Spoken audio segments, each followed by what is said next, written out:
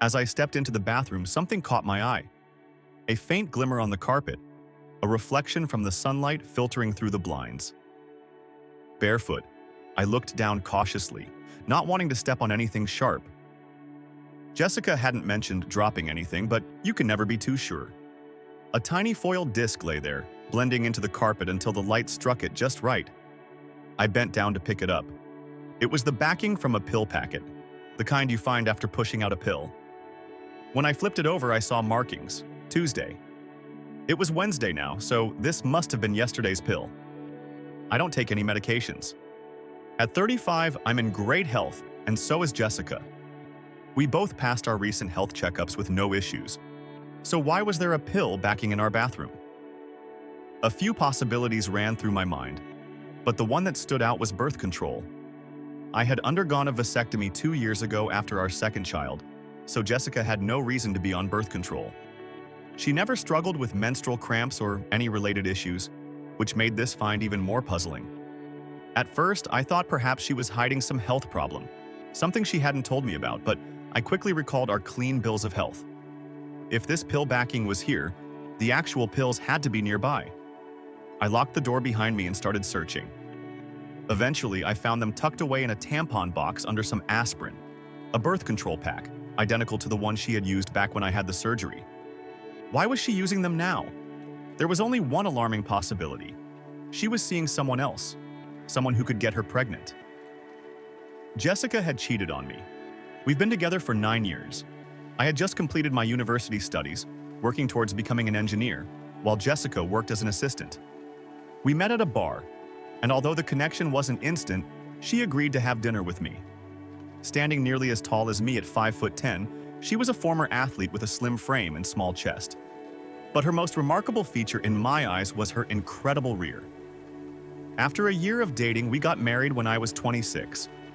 Our 2 children, aged 5 and 2, prompted my decision to have a vasectomy. Everything seemed perfect. Jessica went back to work after each maternity leave, passionate about her career. Despite the high cost of childcare, I co-founded an engineering firm with some friends, finding joy in our work, even if it didn't make us rich. After discovering the pill backing, I placed it back where I found it and gave myself time to think. Confronting her right away wouldn't lead to anything productive. I needed a plan, more information, evidence. How long had this been going on? Who was she seeing? Was it someone from her work? Could it even be her boss, Tom Anderson? Most pressing, were Lily and Jack really mine?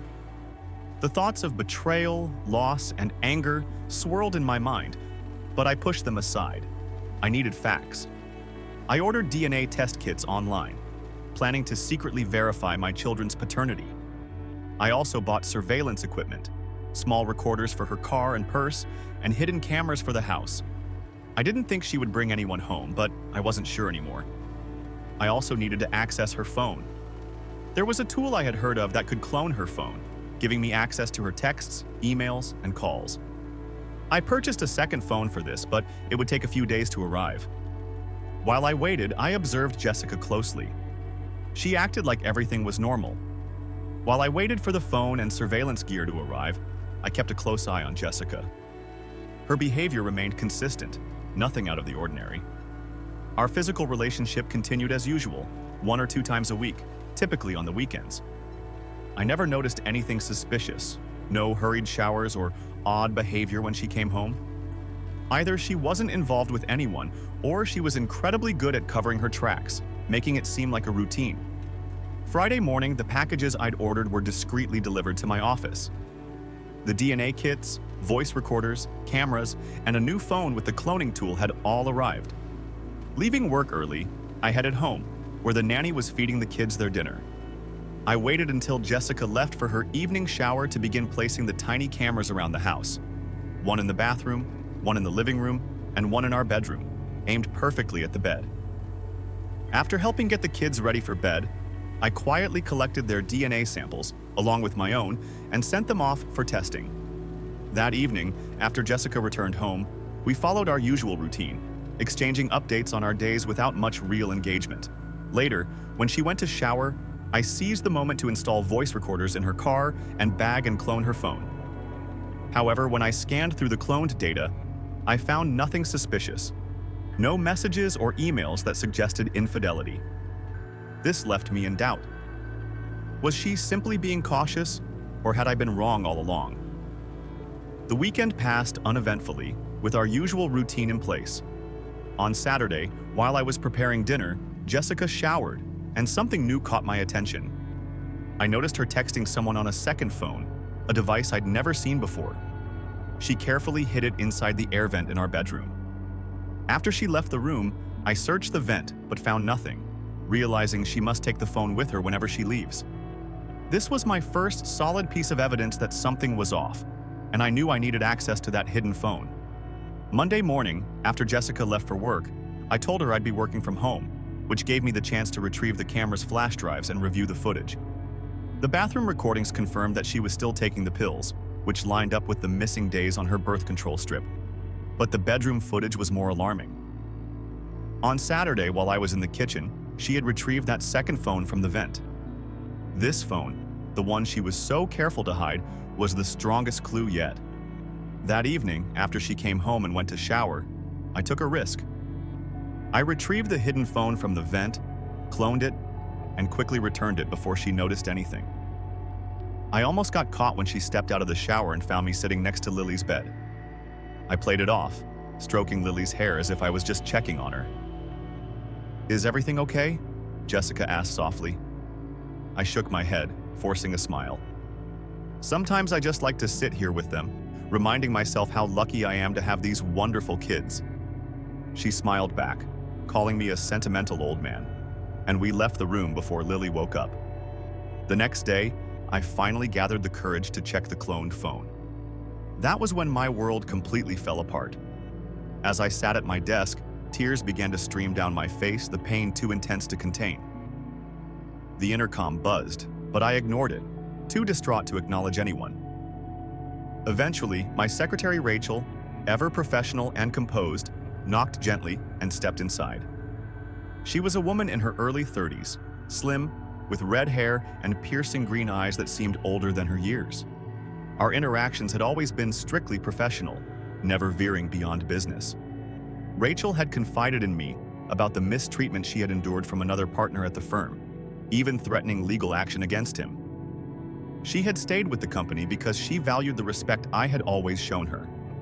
When the disgruntled partner demanded her dismissal, I refused, leading to his departure and leaving me with a 60% stake in the company.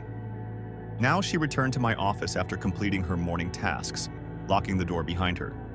Without a word, she handed me a napkin. "Tell me what's wrong," she said softly. I couldn't speak for a moment, but then I showed her the cloned phone. The text messages between Jessica and an unnamed person were more damning than anything I could have imagined. The exchanges were filled with intimate details, knowledge only a long-term lover could have about my wife. It was as if I didn't exist in her private life at all. "Do you know who it is?" Rachel asked, her tone remaining calm and professional, though I could tell she was deeply concerned. I shook my head. "Not for sure." "How did you find out?" she pressed gently. I explained everything: how I found the pill backing on the bathroom floor, how I discovered she was still taking birth control pills despite my vasectomy, and how I had been piecing together evidence ever since. The words flowed from me easily, the pain dulling as I spoke. For the first time, Rachel reached out and held my hand. It was a gesture that caught me off guard. "You need more information before making any decisions," she advised. "You'll have the DNA results by Wednesday. Can you hold off until then?" "I don't know," I confessed. Rachel nodded thoughtfully. "Our team in Portland needs you urgently," she said, booking a flight for me before I could respond. "You'll be back by Thursday." "I can't think about that right now," I muttered. "Have you told Jessica yet?" Rachel asked, already reaching for my phone. She sent a brief message to Jessica, who quickly replied that she loved me and understood. After returning the phone to me, Rachel made a call of her own. "Diana," she spoke into the phone. "Rachel here." "Yes, thanks. When can you meet this afternoon?" "Great, see you then. You." Rachel was brisk and efficient, taking control of the situation. It was almost a relief not to have to make decisions myself for a while. When I emerged from the bathroom, she handed me my jacket. "Where are we going?" I asked. "You've got an appointment with my friend," she said, and I followed her without question. Diana, Rachel's close friend and also a divorce lawyer, was already in the midst of handling Rachel's own divorce, having uncovered her husband's affair with a coworker. As I sat there, dazed and numb, Rachel recounted my entire story to Diana, who listened carefully, her face a mask of calm professionalism. This situation felt surreal, like it couldn't possibly be my life. "Mark?" Diana called my name. "It wasn't me," I muttered, my mind still elsewhere, not fully aware she was talking to me. Suddenly, I felt a sharp sting on my cheek. Rachel had slapped me. The shock jerked me back to reality. I glanced between her and Diana, both staring at me with concern. "Mark?" Diana repeated, her voice more serious this time. I nodded. "Do you have a plan?" she asked, her words sparking something in my mind, igniting the logical, problem-solving part of me that I'd been suppressing. "Take them both down," I replied coldly, expecting to shock them. Instead, Rachel grinned slightly. Diana nodded. "I get it, but that's not legally feasible. Let's talk about your options." She began laying out potential paths forward without pushing any particular one. First, you could do nothing, continue living as you are, playing ignorant, though I doubt that's an option you'll want. Second, an amicable divorce, splitting assets, child support, the works. Or third, go nuclear. You can sue for infidelity, contest paternity, and fight aggressively for your interests. My thoughts whirled. The first option was impossible. I couldn't sit back and pretend everything was fine. The second option, splitting amicably, didn't seem right either. I had invested too much into this life to walk away quietly. Nuclear, I decided firmly. Diana grinned, already sensing my choice.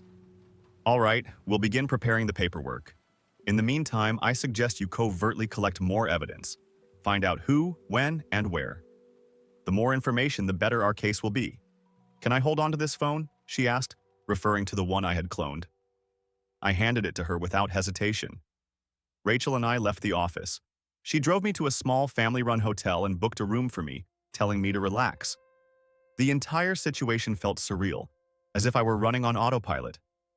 "Go shower, get something to eat," Rachel instructed, taking on her usual no-nonsense demeanor. My mind was spinning as I went through the motions, ordering room service while struggling to process everything. The life I had built over 9 years had shattered in an instant. How had I missed the signs? How had it come to this? I stared at the minibar, temptation tugging at me, but before I could move, Rachel entered the room. "Don't even think about it," she warned, her voice firm. "You need a clear head. Drinking isn't going to help you now." "Plan?" I asked bitterly. I had a plan. A loving wife, 2 kids, a life.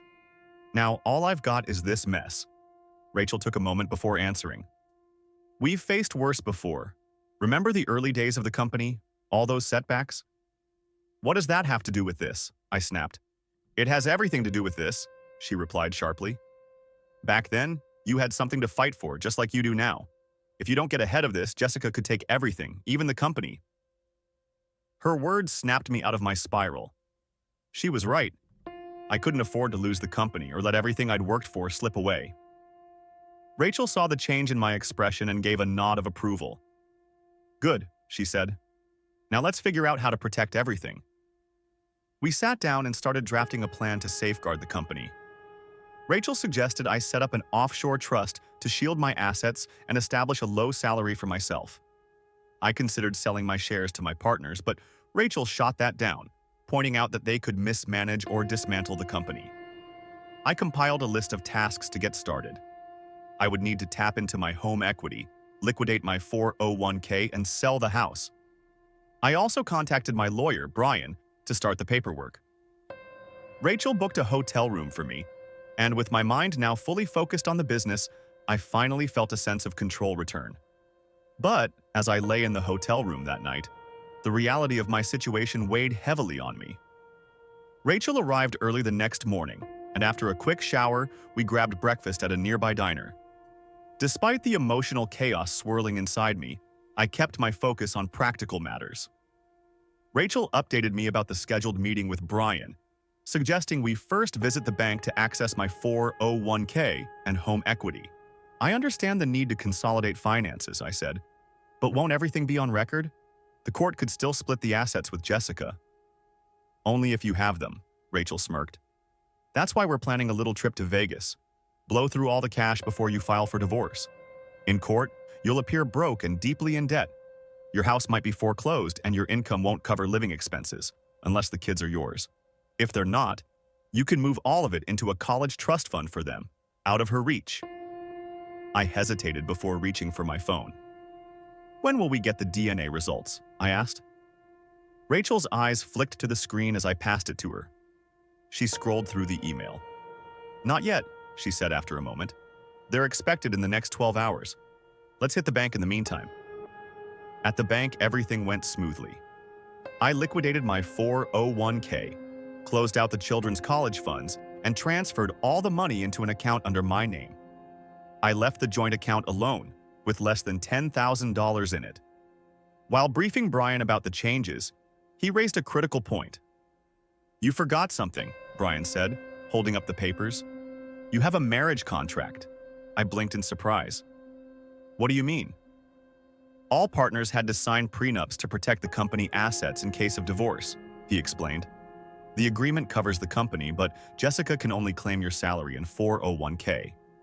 What I suggest is investing your freed-up equity from the house into the company.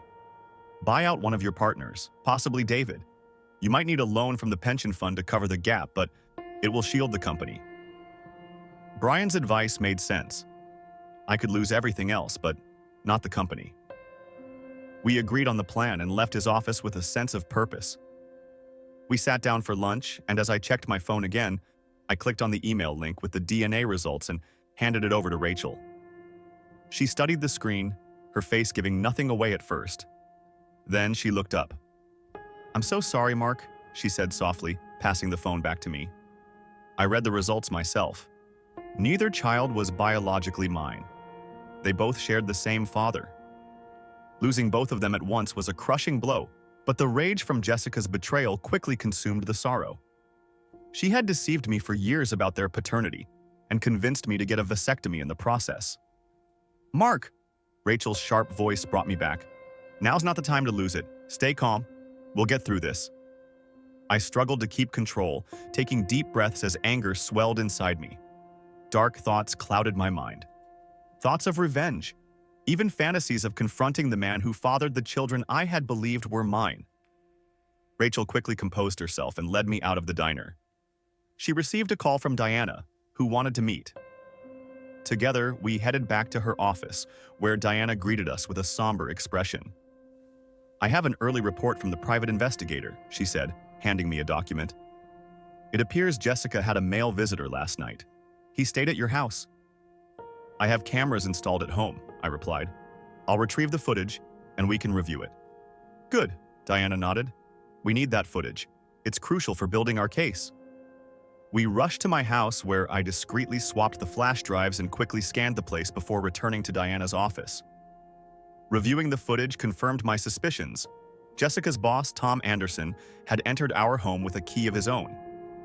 The footage showed Jack greeting him with the words, Papa Tom, which made me break down in tears. Diana saw me break down, and for the first time, Rachel stepped in, wrapping me in her arms as I sobbed. It took me a while to compose myself, but as the grief subsided, it was replaced by something else. Anger. Would you like to rest for a bit? Diana asked gently, but I shook my head. The pain was still there, but now it fueled a growing sense of determination. What's our next move? I asked, my voice more controlled now. Diana was ready. I've reviewed Jessica's employment contract, she began. There's an anti-fraternization policy at her workplace, and her affair with Tom Anderson, a senior manager, gives us solid grounds to file a complaint against the company. Combined with emotional distress and the misrepresentation on the children's birth certificates, we have a strong case. We decided to wait until David, my partner, confirmed whether he was willing to sell his shares. For now, the next step was to protect my assets. Rachel drove me back to my hotel, but as we reached the door, she stopped me. You shouldn't be here alone, she said. Come with me to my place. Why? I asked, not understanding her insistence. Because if you stay here, you'll either dwell on things or drink. I need to keep an eye on you. Her words left no room for argument. I packed up my belongings and followed her to her home. It was surprisingly spacious for a single-story house, almost as large as my own. She showed me to a guest room with its own bathroom. Take a shower and change. Dinner will be ready in 30 minutes. That evening, we ate in near silence. The food was excellent, but I could barely taste it. My mind was spinning, unable to grasp the overwhelming emotions and new reality. All I could focus on was executing the plan. It was the only way to cope. As I sat in the guest room later, the phone rang, but it wasn't Jessica. Hello? I answered the call. Mark, came David's voice from the other end. Why? He asked simply, his voice carrying a sense of disbelief. Jessica has been cheating on me, I stated flatly. All this time? He asked, shocked. All this time, I confirmed, bitterness creeping into my voice. And none of the kids are mine. There was a pause before he spoke again. So, you want to tie up all your assets with the company and lean on the prenuptial agreement? He understood the partnership agreement better than I had at that moment, his voice cool and practical. I'll keep 5% and continue as a consulting engineer, David proposed. I'll work it out with HR. The rest is yours. Okay, I agreed. I'll have Brian draft the necessary paperwork. Mark, he said, after a pause, his voice softening. I'm really sorry. It doesn't feel like it now, but it does get easier. I've been there. Trust me. It will get easier. Only then did I remember David had gone through a brutal divorce about 4 years ago. He'd kept the details private, though we were close friends. I knew it hadn't been easy for him, and now I realized he had likely used the same marriage contract in his defense. The next morning, Rachel woke me with a cup of coffee. We still have a lot to do. Let's get moving. Our first stop was Brian Spencer's office, the company lawyer, where all the necessary documents for the buyout were already prepared. The transaction was swift, completed in under 30 minutes. I liquidated everything, my home equity, my savings, my 401k. I also secured a loan against the company pension plan for the remaining amount. On paper, I was now nearly $1 million in debt. My salary had been cut almost in half due to the deductions. Next, we visited Diana's office. She reviewed the buyout documents and smiled approvingly. This is perfect, she said. I'll draft the papers today and we can file them on Monday. Where do you want Jessica to be served? Somewhere that will embarrass her the most, I replied. If I could do it on a Super Bowl billboard, I'd pay for it. Diana chuckled. We'll serve her at her office, she decided. Monday morning at 10, provided the papers clear the court by then. I nodded in agreement. It was time to take control. I understand it's a lot to process, Doctor. Harrington continued, handing me a pamphlet outlining the procedure and costs, noting it wasn't covered by insurance. If you decide to go through with it, we can schedule the preliminary tests. Thank you, Doctor, Rachel interjected, accepting the papers. We'll get back to you. She stood, and I followed her out of the clinic. Was that good news enough for you? She asked, giving me a soft smile. Impulsively, I hugged her, overcome with gratitude. Thank you, I whispered into her hair, then quickly stepped back, embarrassed. Sorry. It's okay, Mark, she reassured me gently as we climbed back into the car. One more stop, and then we'll head back to the office. Over the years, I had occasionally visited Tom Anderson's home when Jessica worked for him. Tom and his wife Stephanie lived in an upscale, gated community outside the city, hosting corporate events there. Today, however, we weren't attending a social gathering. Rachel and I were meeting Stephanie, who welcomed us inside without hesitation, leading us to Tom's office. She gestured for us to take a seat before getting straight to the point. How can I help you? Stephanie addressed me directly. I hesitated before finally asking, Did you know? Stephanie sighed deeply, her expression sad. No, she admitted. I suspected it, but I never had solid proof. If I had, I would have taken him for everything. Join the club, Rachel muttered under her breath. Stephanie pressed me about whether I had any evidence. I nodded, my voice faltering as I shared the painful truth. Proof that neither of my children are mine. Emotion caught in my throat as I spoke. Stephanie offered her sympathy, telling me she'd tried to uncover the truth over the years, but never found anything concrete. She expressed her regret for not having acted sooner. "What are you planning to do now?" she asked, curious about my next steps. I debated whether to share my plans, unsure if she'd tip off Tom. In the end, I decided to keep her in the dark. I wanted Tom to be just as shocked as I had been. "The real question is, what are you going to do?" I countered. Stephanie understood and didn't take offense at my caution. She asked for a divorce lawyer recommendation, and Rachel handed her a business card. "Thank you," Stephanie said, accepting the card. "Will a week be enough?" "That should be fine," I replied with a nod. With that, our meeting came to an end. Stephanie gave me a brief hug and kissed my cheek. "I'm so sorry," she whispered, before turning to Rachel. "Take care of him," she said, her voice heavy with sympathy. "He deserves better than what that woman did to him." We returned to the office, and I spent the rest of the day catching up on work from Portland. As evening neared, I packed up to head home. Rachel knocked on my office door at her usual time, peering in. "I'm leaving for the day," she said, back to her typical professional demeanor. Her sudden return to form left me feeling strangely adrift. Over the past few days, I had begun to feel a connection, but maybe it was all in my mind. I thanked her for everything and bid her goodnight, grateful for her support. Later that night, I stayed late at the office, catching up on unfinished tasks. At around 8, Jessica messaged, asking when I would be home.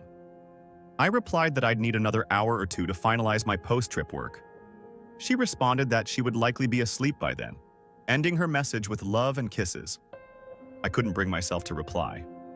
I worked until nearly 11, hoping she'd be asleep when I got home to avoid confrontation. When I finally arrived, the house was dark and quiet, appearing perfectly normal. I checked on Lily and Jack.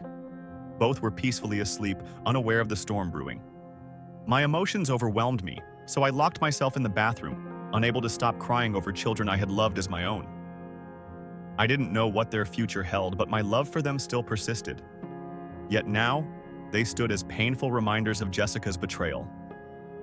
I couldn't abandon them, not yet, even though I wasn't their biological father. Struggling to sleep, I woke to find Jessica gone. The housekeeper was tending to the children, and dark thoughts began to fill my mind. Had she known all along that Lily and Jack weren't mine? Was she complicit in Jessica's betrayal? Rage built inside me as I contemplated what to do. By Monday, I swore I'd make sure she'd never work as a nanny again. But then, I stopped myself. What was I doing? Was I about to punish someone who might not even have been aware of the situation? If she had known, what could she have done? She might have risked her job if she'd told me, and she clearly cared about the children. Maybe my anger was misplaced. I headed to work where Rachel was already there, all business as if nothing had happened over the past few days. She had cleared my schedule. For marketing, she said, bringing me my morning coffee, something she had never done before. Marketing? I raised an eyebrow. Since when am I involved in that? She smiled, a small but comforting sight.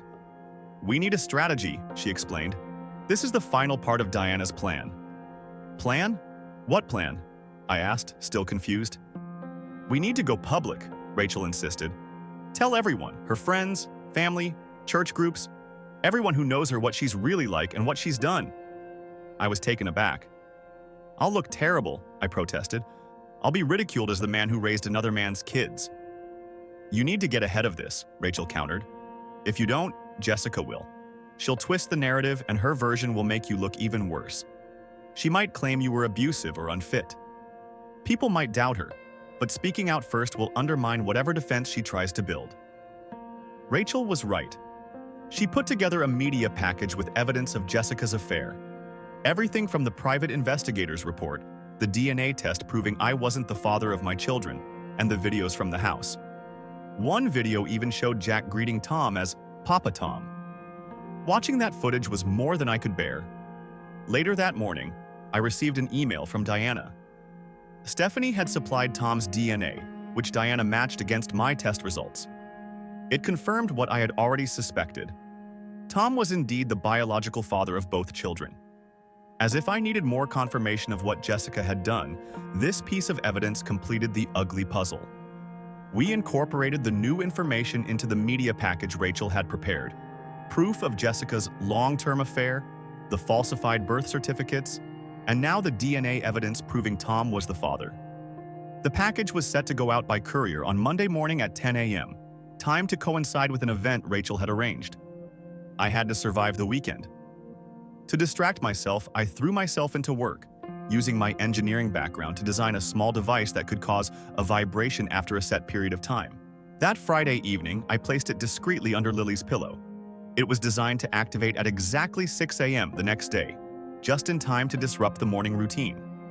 As expected, Lily came into our room early the next morning, interrupting any chance for Jessica and me to have any closeness. I smirked to myself, silently proud of how I had managed to occupy my Saturday with tasks Jessica had long neglected. When she noticed and commented on my sudden productivity, I simply shrugged and told her they needed to get done. That night, when Jessica tried to initiate intimacy, I pretended to be asleep. The following morning, my small device worked perfectly, causing Lily to wake up early once again and return to Jessica's room, keeping her preoccupied. Sunday was spent with the kids at the zoo. I struggled with my emotions throughout the day, looking at Jessica, the woman I had once loved, and the children I had cared for as my own. Several times, I had to fight back tears. Biting my cheek until it bled, I barely held myself together. But I made it through the weekend.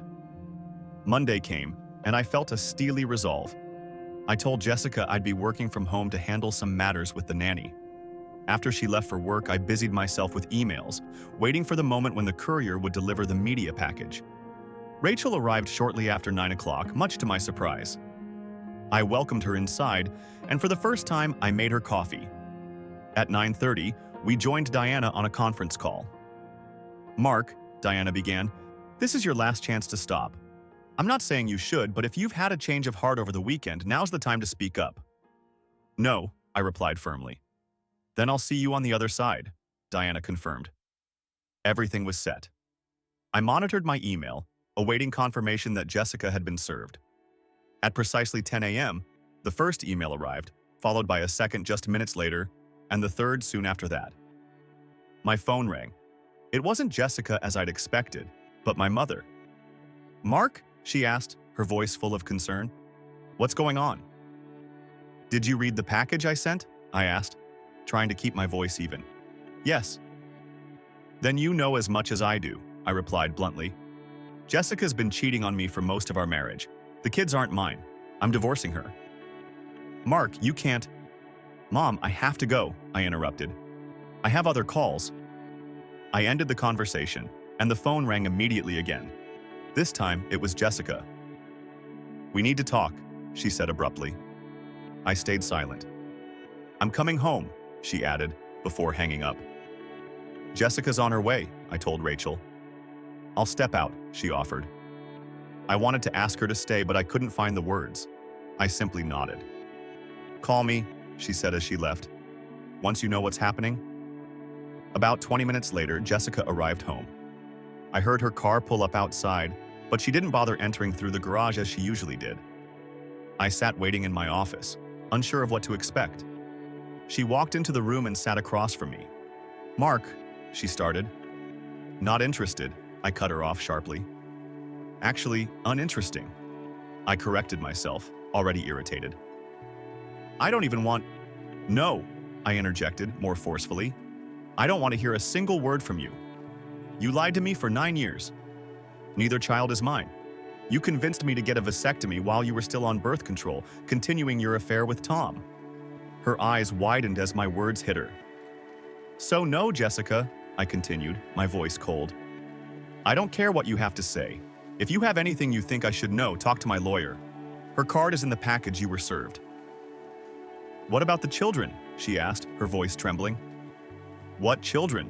I retorted. "I don't have children, and if it were up to you, I never would have." At that point, I could feel the weight of everything pressing down on me, but I wasn't going to let her see that. She had already taken so much from me. and I wasn't about to give her the satisfaction of an emotional response. "I could ask why you did this to me," I added, "but I don't want to hear another lie. I'm not interested in your excuses, justifications, or reasons. I just want this to end so I can salvage whatever is left of my life and move on." I called the nanny into the room, and she cautiously entered. "You're fired," I stated flatly. "Immediately. Leave now." "What?" she exclaimed, looking completely taken aback. "Why?" "Because you covered for her," I said, pointing at Jessica. "You knew she was having an affair with her boss. I don't know if you were aware the kids weren't mine, but you definitely knew what was going on. I have video evidence of you discussing the children with Tom. Get out." "Mark," Jessica interjected, "you can't fire her. I pay her salary." The nanny shot a grateful look at Jessica, hoping for reprieve. "Fine," I conceded, already anticipating Jessica's objection. "But I've already informed the agency that you were complicit in an extramarital affair. If Jessica wants to keep you, she'll need to handle your salary, taxes, vacation, pension, sick leave, and insurance." The nanny turned pale. Losing her job and being blacklisted by the agency would make it nearly impossible for her to find similar work. The agencies communicate with each other, and once you're on their radar, it's over. "Now get out," I repeated, and she hurried out of the room. "Did you really have to do that?" Jessica asked, her voice low. "You started talking again," I replied coldly. "I told you I don't want to hear it. What I want is for you to gather your things, take your kids, and leave my house." "This is my home, too," she insisted. "According to the documents, no," I interrupted. "It's registered solely in my name. Until the courts say otherwise, get out." My raised voice startled her, and just then, Jack entered the room. "Mommy," he said. Lily fell. Jessica, tears streaming down her face, got up and rushed to her daughter. I closed my office door and stayed inside while she packed. A few minutes later, she returned, holding Lily in her arms. "Are you going to say goodbye to Lily?" she asked, her voice trembling. "Not like this," I said firmly. "She's not my daughter, and Jack's not my son. Take them to Papa Tom and let him take care of his children. They have nothing to do with me." "Mark, please." "Get out," I repeated.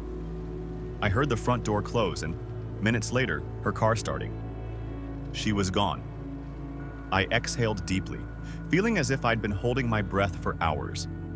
Finally, I collapsed into my chair, drained. I didn't hear the door open and I jumped when arms wrapped around me. Looking up, I saw Rachel.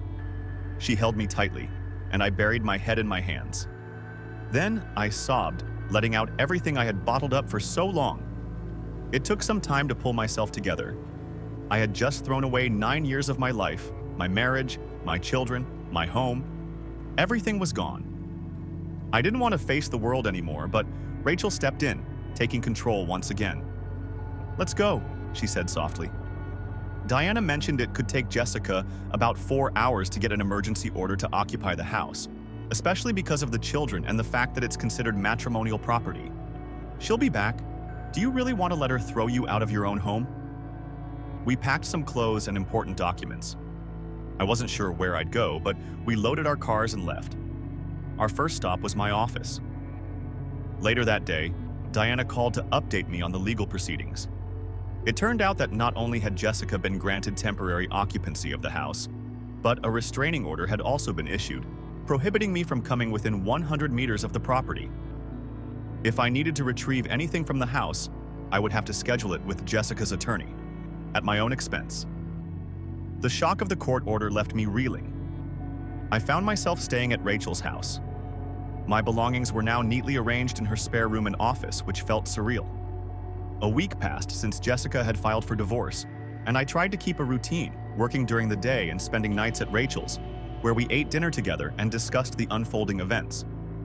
Monday came, and we had a meeting with Jessica's employer's lawyers. The legal battle over her affair with Tom Anderson had begun. We had filed a claim for an amount that the company simply couldn't afford, even though they had insurance capped at $1 million. The negotiations were straightforward, with Diana firmly leading the conversation. "Immediate and permanent dismissal of the senior manager," she stated, "with a loss of all pension benefits. Additionally, we expect Jessica to remain on staff for 3 more years with a payout of $1.5 million.